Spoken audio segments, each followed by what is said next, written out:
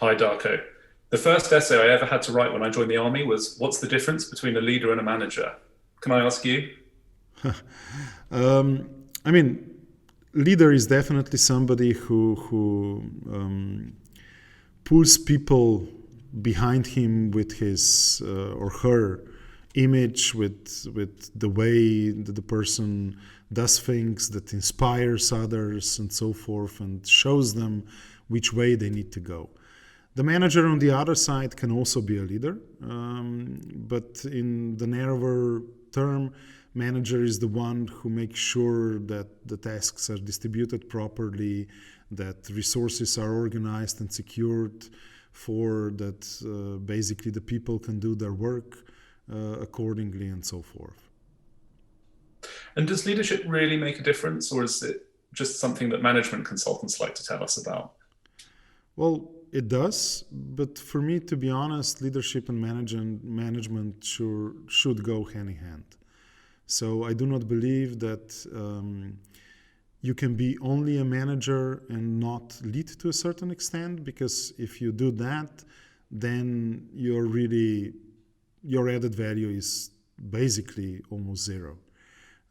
So I do believe that it needs to go hand in hand.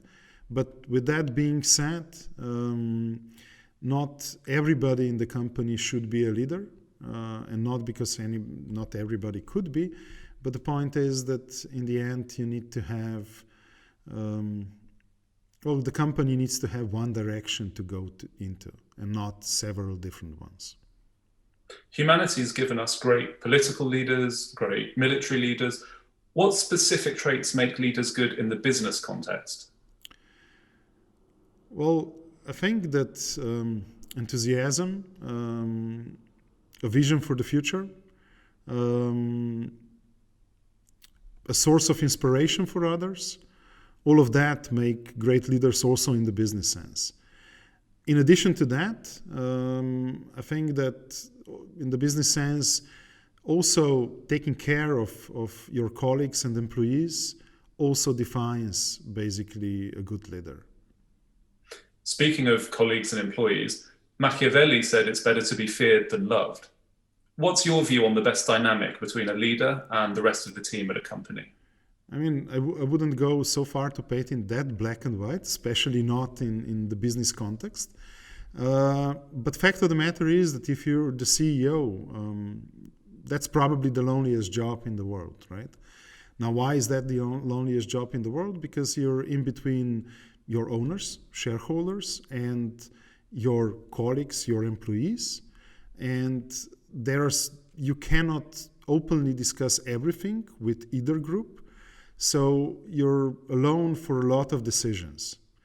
On the other side, if you only lead or manage people by fear and by force, especially in today's world, you will not get very far. On one side, people expect a different type of leadership and a different type of management. But even more importantly, today's business is so changing, and it involves a lot of moving parts that, you need to rely on people in every position being able to decide for themselves what is the better way to push forth. And your role with that is to making sure that you communicate that vision, that you inspire people in the right way, because with that, they will be able to push in the same direction. And if you only do that by fear, like it or not, you will never be able to achieve the same. Darko, thank you for some really good insights. It's been great to talk. Thanks, Anton. Interested to learn more? Visit www.dg180.ch and get in touch.